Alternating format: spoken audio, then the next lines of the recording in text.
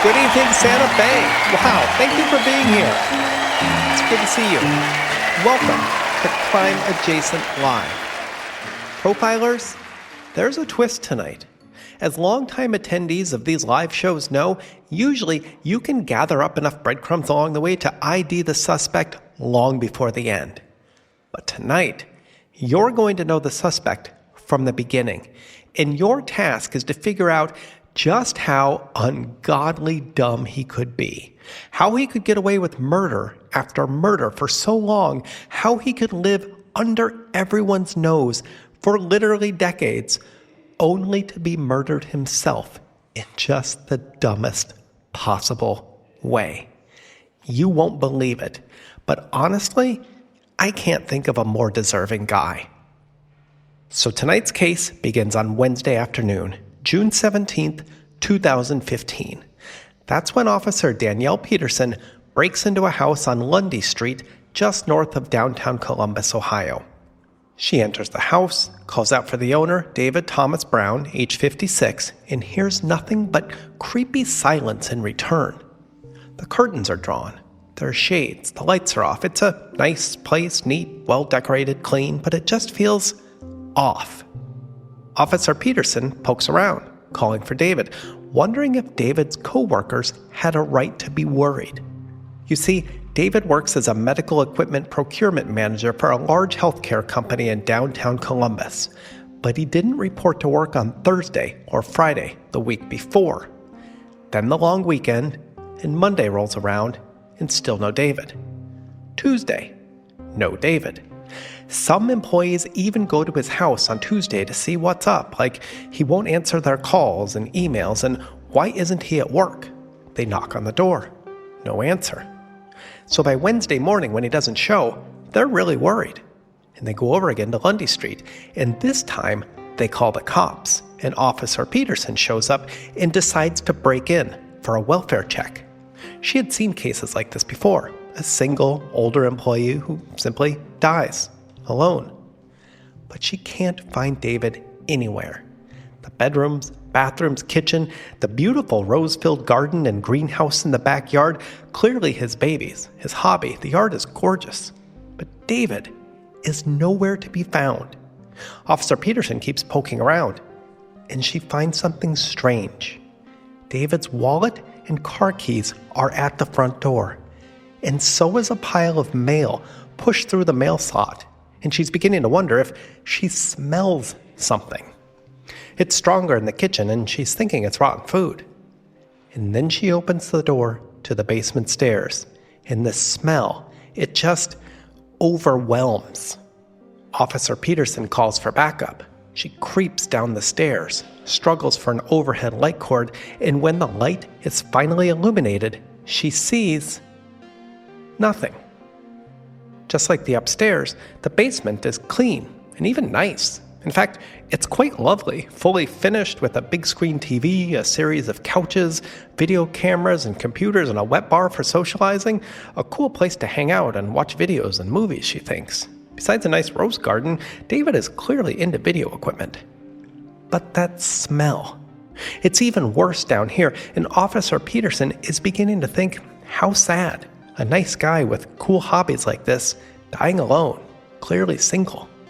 One coworker even told the newspaper later, David loved his roses more than anything. He talked about them every chance he got, like they were his children.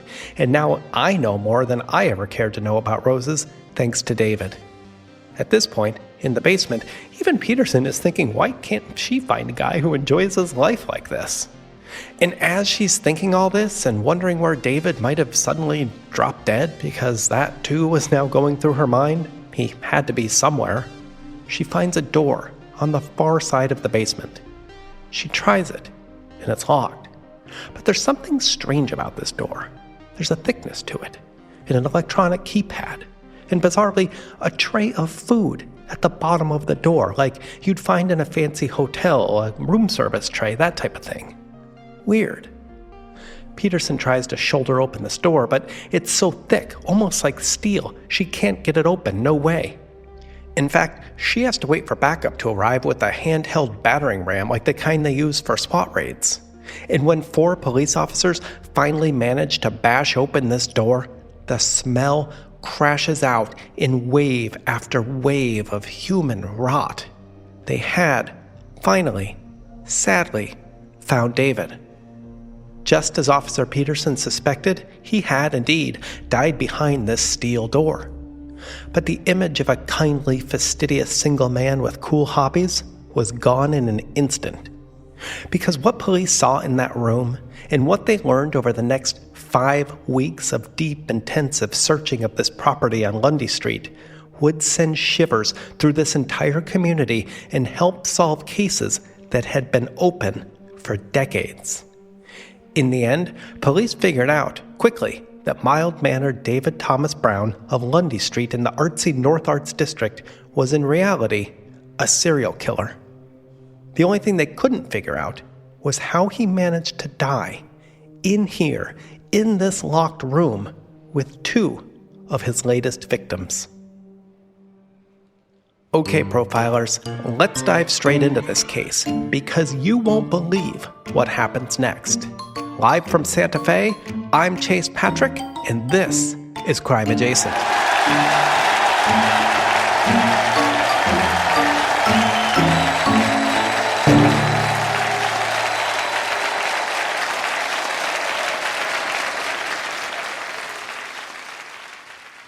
On the night of May 27, 2015, to celebrate the end of finals week, 18-year-old Ohio State University student Michelle Grounding went out with friends to the North Arts District near downtown Columbus.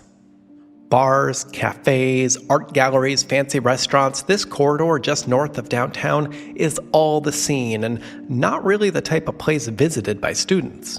But Michelle and her friends really wanted to celebrate, to do something beyond dive bars and pizza places. Her friend, Samantha Jennings, told the Columbus Dispatch that it was Michelle's idea. She wanted to get off campus and go explore. Use their fake IDs, have a few drinks in glamorous bars with glamorous older people, not the frat and sorority-obsessed students she was used to. So Michelle, Samantha, and fellow students Carolyn Burke and Jaden Kerr, all 18 and 19, head out to dinner first at a restaurant called Oak, a nice modern place with good reviews. They order some food, a bottle of wine, the IDs work here. They're celebrating. Finals are done. They're all going home for the summer soon. This is a night to party and chill with friends. They're having a great time. After Oak, they head out to a bar called Jimmy's. It's not fancy or hip like the rest of the places in this arts district just off High Street. But it turned out to be the only place that would take their obviously fake IDs. So they're drinking at a table, shots and beers. Jaden and Michelle start dancing to an old-fashioned jukebox in the corner. Men approach them, men approach the women at the table, but the women manage to politely say no thanks, they're with friends. There's no drama, no tension. Samantha told the dispatch later, honestly, it was just such a chill, normal, fun night. At about 11 p.m., Jaden says she has to go. She actually has one more final in the morning. So through the windows, they watch Jaden head out onto the street, get into a cab, and disappear down the road. She's fine. At 11:45, Samantha and Carolyn say they, too, have to head out. They're beat. It's been a long, stressful week, and they have to drive tomorrow morning back to their respective homes upstate. Michelle, however, wants to stay.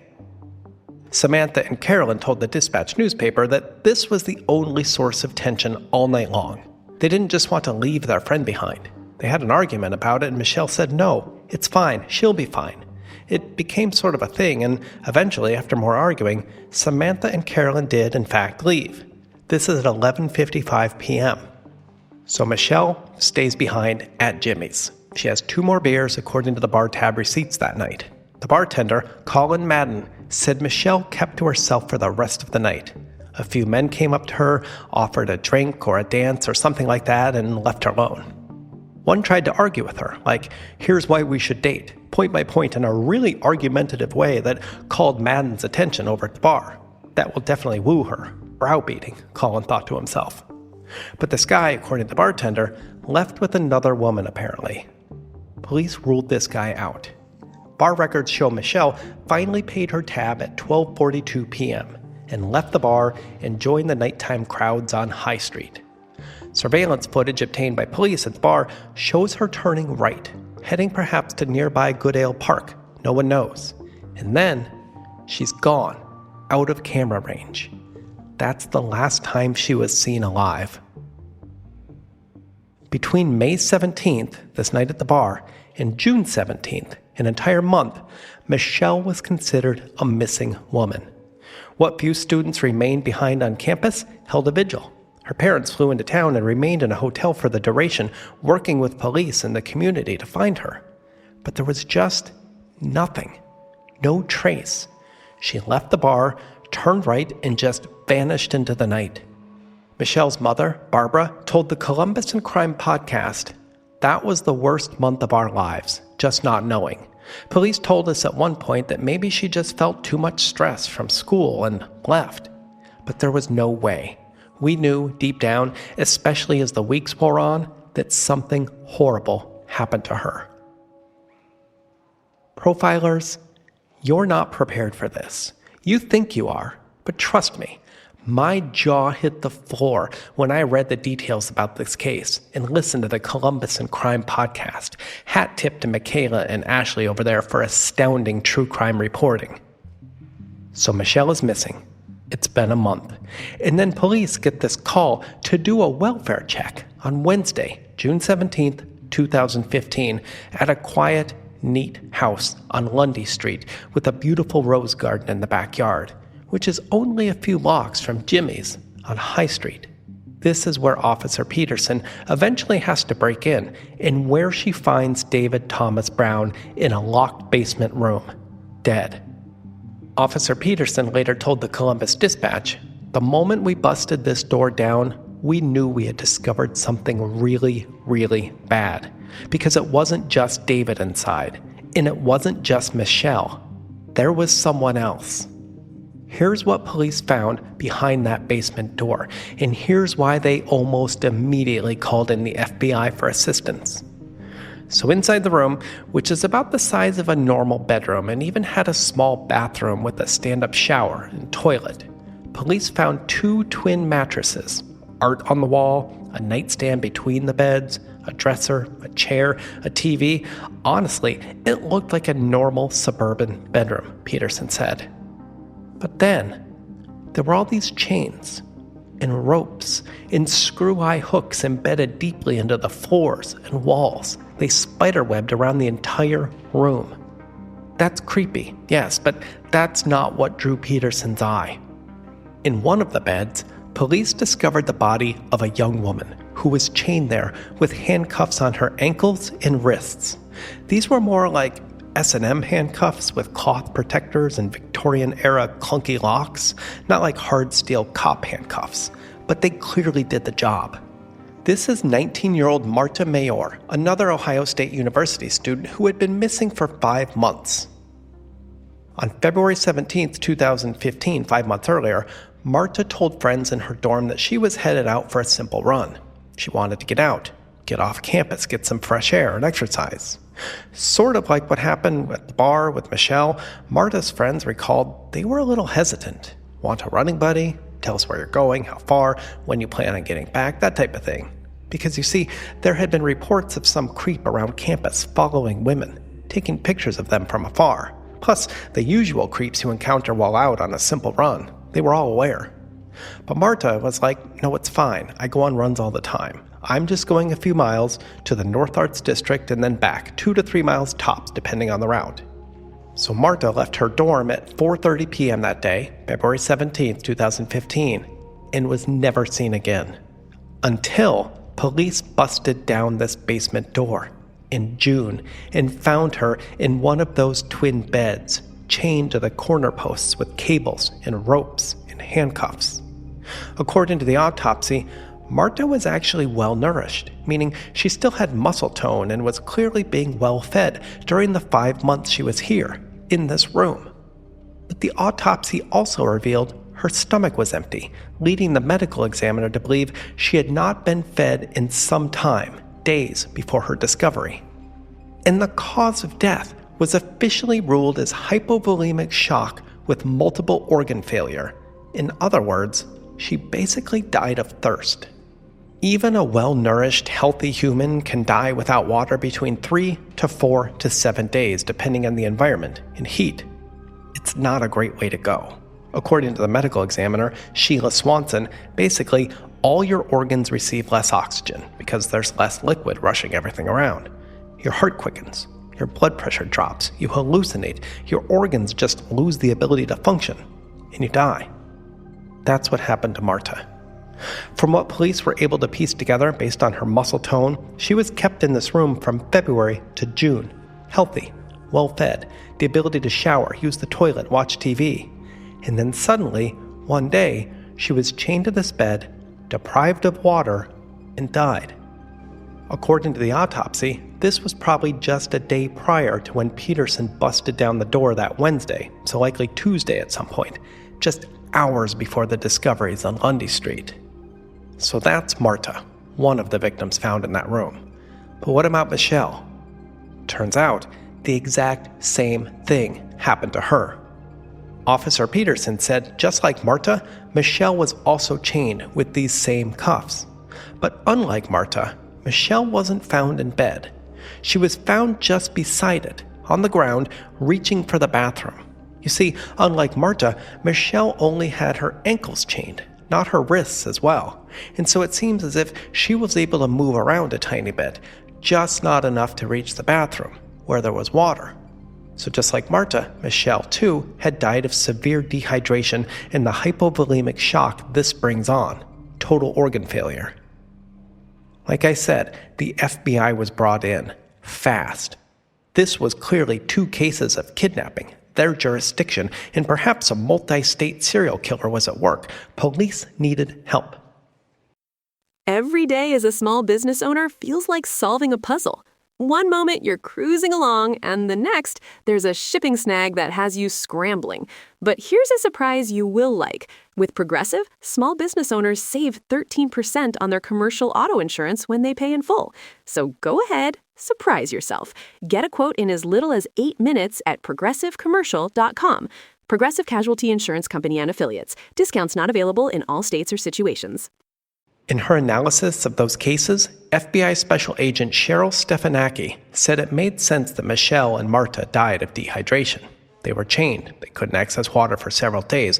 Their deaths and their chained bodies told a story that made sense. But this is where police and the FBI began to have a hard time unraveling exactly what happened in that room.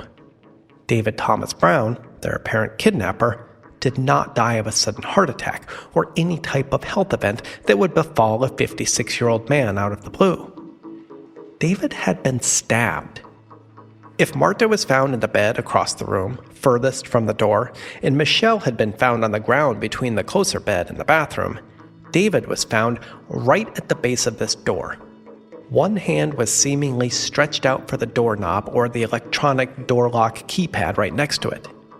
And there was a small steak knife in the middle of his back, or I guess the upper back, sort of between the shoulders, right between the T4, T5 spinal discs and the thoracic part of his spine, according to his autopsy. But being stabbed is not the perplexing thing, or at least didn't tell the full story. Police and the FBI think it had to be Michelle who stabbed him, as she was the only one in that room not completely chained to a bed. Remember, just her ankles were chained. She could move around a tiny bit, and police presume at some point she managed to stab David, which, honestly, good for her. No, the perplexing thing was this. It wasn't the stab wound, or only the stab wound, that caused David's death. Technically, according to the medical examiner, David also died of hypovolemic shock brought on by dehydration, just like Michelle and just like Marta. Yes, the stab wound helped, but basically, essentially, everyone in that locked room died of thirst over several days. How? How could this happen?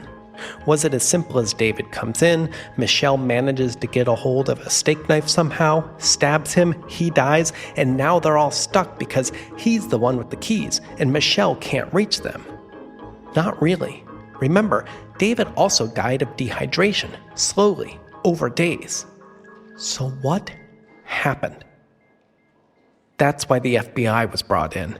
And to understand what happened in that locked room on Lundy Street over the course of a week in June 2015, we need to do what the FBI did and really dig into David's timeline and autopsy results and all those video cameras in his man cave. So recall, David's co-workers told Officer Peterson that David had not reported to work on Thursday of the week prior, June 11th. This stood out to his co-workers because David is one of those people who absolutely never missed work, no matter how sick he might be. He hadn't missed a day of work in 20 plus years. Same thing the next day. Friday, he never reported to work. He didn't call in, just silence, no word from him at all. Then again on Monday, and Tuesday, and Wednesday, the day Officer Peterson breaks into this house and discovers this locked room in the basement. So if David never ever missed work, FBI Special Agent Stefanaki at first believed he must have been stabbed sometime after work on Wednesday night or perhaps Thursday morning before work, which explains his first absences from work beginning on Thursday. But no, the autopsy told a different story. The best the medical examiner is able to tell is that David was probably stabbed between Saturday and Sunday based on the hemorrhaging and bruising on his body. It's a rough estimate, and it's made even rougher because, like I said, David then dies slowly, painfully, of dehydration. And the best they can tell is his time of death is probably Monday or maybe early Tuesday. So stabbed Saturday or possibly Sunday, and then finally dead by shock on Monday or Tuesday. What happened in that room prior to Saturday then, or perhaps Sunday morning? If David misses work for the first time on Thursday, but is not stabbed until Saturday, maybe Sunday, what happened in between? On Wednesday night, Thursday, and Friday, and Saturday, in those days before he was stabbed? Well, at first, Stefanaki thought he must have just went about his business at home, that he just came and went into the room whenever he pleased, entered his code and left for the kitchen or his roses or whatever. He just decided to not come into work. Maybe it was strange to have two women in that room rather than just one. Maybe he needed more time at home. Maybe something went wrong. They were really grasping at straws here. Well, good news. Remember how I mentioned all those video cameras David had in his man cave basement area? Special Agent Stefanaki told the Columbus and Crime podcast, when our forensic team finally managed to dig into all those video cameras, it was gratifying to understand what happened, and to think that David had been more or less hoisted by his own petard of his own stupidity. But that doesn't make it any better for all the young women he killed. We only wish, knowing what we know, that his stupidity had done him in sooner, before anyone else had to die. During the search of David's property, the FBI found a stash of old DVDs, like the kind you burn on computers, letting them know he had been kidnapping people for quite literally years, decades, since the 90s at least. There were 15 DVDs of kidnapping and torture and sexual abuse, and then, finally, murder. At some point in the early 2000s and on into 2015, David got better and better at video footage and computer programs. In fact, they also found a new video surveillance system he had installed just the previous year, 2014, and when they managed to finally access this system, they were able to see everything that happened in that room. On Wednesday evening the prior week, June 10th, 2015, David arrives home from work at 7:01 p.m. He must have had dinner or changed or did whatever he does after work. This isn't on video. But at 7:55 p.m., he's seen walking down the basement stairs into his video man cave with the wet bar and the couches and TV screen. He's got a tray of food in his hands. At 7:56 p.m., he punches in a door code to this steel basement door. There's a buzzer. The door clicks open. David peeks in. Video footage from inside this room shows David removing a tray from inside the door and placing it outside of the door, the man cave part, and bringing in a new tray of food into this locked room. He lifts this new tray to the end of Michelle's bed. The door shuts behind him. There's a solid clang. David sees that both Michelle and Marta are still both tied to their own beds, bound by wrists and ankles, both of them. At 8:01 p.m., David removes the handcuffs and chains from Michelle's wrists. She's clearly been crying. They talk for a few minutes and, well, David sexually assaults her. At 8:10 p.m., David goes to the bathroom. Michelle remains in bed, her ankles still chained. Marta is still completely chained to her own bed, both ankles and wrists at this point. And at 8:19 p.m. that Wednesday night, David re-enters the bedroom from the bathroom. He says something to Michelle, and then he goes to the door, where he enters the code, and nothing happens. You can see this all play out on the surveillance video footage the FBI found on his computers. David sort of cocks his head to the side, like, strange. He enters the code again. Nothing happens. Again, the code, and again, nothing. David actually scratches his head. He shifts his weight like he's jumpy or agitated. Michelle sits up in bed. Her hands are free. Marta turns her head. They can both clearly sense something is wrong. David enters the code again and again and again, and nothing happens. The door keypad doesn't work.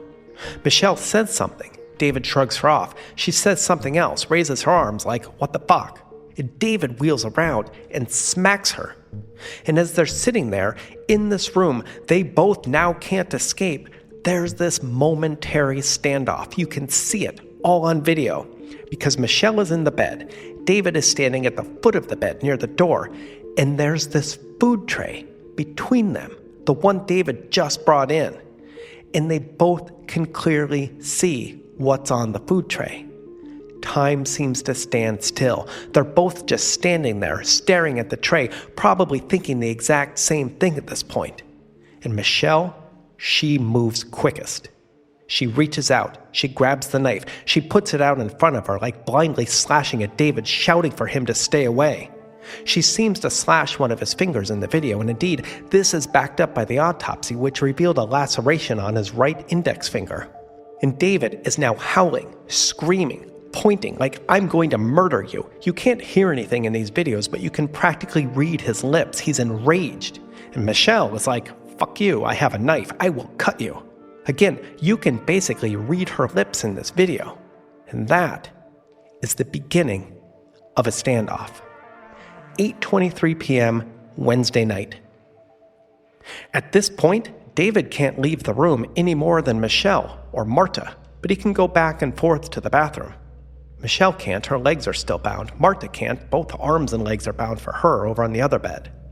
And so now, beginning Wednesday night, they're all locked in this cramped, soundproof room with the heavy metal door because David, apparently, hadn't changed the stupid batteries on this stupid keypad. And from the looks of it, he didn't have a backup, a key. Which, if you're taking the viewpoint of a serial murderer, probably wise in some weird, strange way. I don't know. You can't leave a key in the room in case your victims find it, and you don't want to bring it into the room in case they happen to get it from you and escape. So maybe a keypad only you have the code for is weirdly, darkly smart, at least on first thought. David apparently didn't give it a second or third thought, however, because he clearly never worried about what would happen if the keypad loses power. But too late now. The video surveillance footage was hard to watch, Special Agent Stefanecki said, because you knew what the outcome was, and they were only watching to figure out exactly what happened. Over the course of the next several days, David and Michelle and Marta argue a lot. Michelle can't reach Marta on the other bed, and Michelle can't untie herself. All the handcuffs had a locking mechanism, and David wasn't about to help out. It's like this for days, just a whole big, messy standoff of arguments and shouts and passing out with one eye open from time to time, a struggle of wills to stay awake. All this time, David can go to the bathroom, get water, walk around. The women cannot. Everything changes at precisely 4:34 p.m. that Saturday. David, sitting now by the door, suddenly bolts upright, clearly pissed and with renewed vigor, a second wind. He starts pounding on the door. He's screaming, just like Michelle did that week, just like Marta had done herself, and just like so many of the young women David had kidnapped and murdered for decades. He was trapped by his own stupidity and was clearly raging about it. He's pounding on the door and screaming and shaking and red-faced, and he finally collapses onto the edge of the bed, spent, exhausted, scared, his sweaty head in his hands. And Michelle, at the head of the bed, seizes this perfect opportunity, reaches back and plunges that steak knife into the middle of his back, right between his shoulder blades. And let me tell you, it's a perfect strike. A miracle strike. Listeners of Season 7 of Crime Adjacent will remember how the rest stop killer copycat was revealed to be someone with expert medical knowledge, because to slide a blade between all that gnarled, overlapping bone to get at the fragile spinal cord within, that takes skill. Michelle's stab was basically blind luck, and honestly, it couldn't have happened to a better guy. The medical examiner said David was most likely instantly paralyzed or very close to it. He slumped down to the floor with just the right nerve sliced in just the right way. He's clearly alive in this video footage, but he can't move, or at least not more than a few small shakes and twitches. And it remains like this for days. Marta is still chained fully on her bed. Michelle is still chained partially to hers, and David is just slumped at the foot of the bed now. Michelle tries desperately to reach David, hoping she can find the handcuff keys for both of the women. But no matter how hard she tries, she just can't get to him. Special Agent Stefanakis said, "That was the hardest video to watch. I'll never get over it."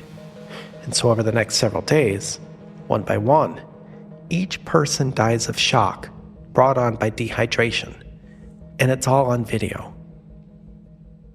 In fact, all of David's murders were meticulously recorded with either his video cameras and or his surveillance cameras.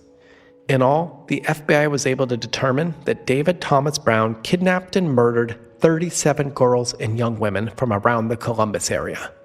Most of them were high school or college students out for a night out or a run or an errand or just having an otherwise good time around the North Arts District.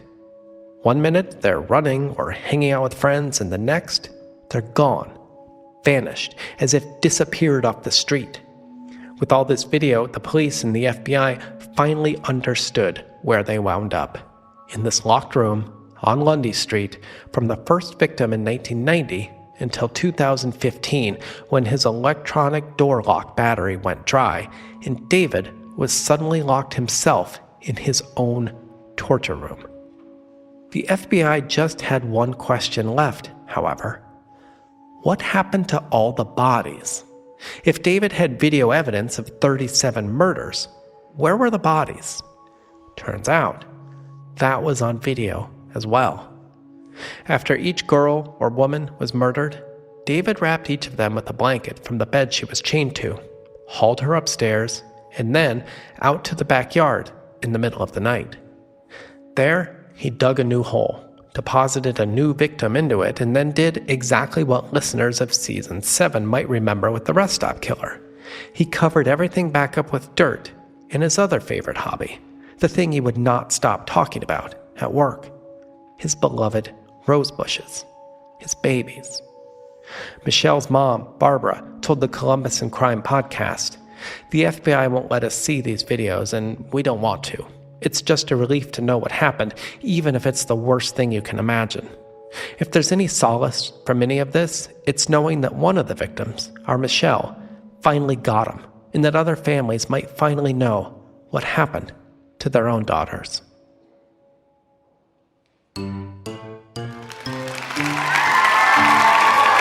Thank you so much for coming out tonight, Santa Fe. Nikki and I will be in the merch line all night. Please stop by, say hi. We want to chat.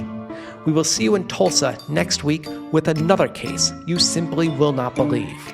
Until next time, I'm Chase Patrick, and this is Crime Adjacent.